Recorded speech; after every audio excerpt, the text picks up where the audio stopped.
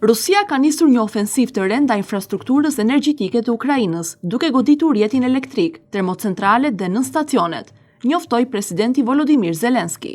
Ky sulm vjen në një moment kur vendi po përballet me dimrin më të ftohtë të vitit dhe pritet të përkeqësojë situatën humanitare dhe ekonomike. Zelensky paralajmëroi se Rusia po përdor goditje ndaj energjisë si një mjet presioni ndaj popullit dhe qeverisë ukrainase. Sulmi përfshinte mbi 400 dronë dhe rreth 40 raketa të llojeve të ndryshme, shkroi Zelensky në platformën X, duke theksuar se dëmet më të mëdha janë regjistruar në rajonet perëndimore të Ukrainës.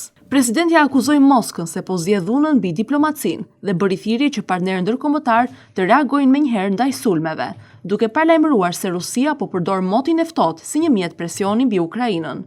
Ai shtoi se vendi ka nevojë urgjente për raketa për sistemet e mbrojtjes ajrore për të parandaluar dëme më të mëdha. Sulmet kanë shkaktuar ndërprerje të shumta të energjisë elektrike dhe kanë përkeqësuar situatën humanitare në rajonet e prekura. Kompania shtetërore e energjisë, Ukrenergo, njoftoi ndërprerje emergjente në shumicën e rajoneve, duke përpjekur të shpërndajë energji në mënyrë të barabartë dhe të parandalojë katastrofa më të mëdha.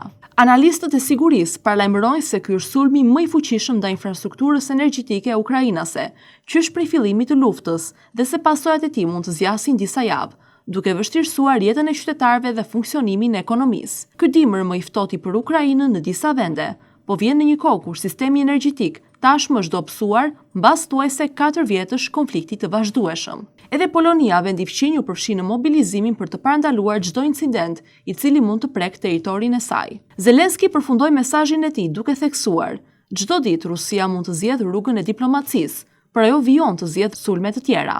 Ne duhet të qëndrojmë të bashkuar dhe të sigurojmë mbështetje për të mbrojtur njerëzit dhe infrastrukturën tonë kritike."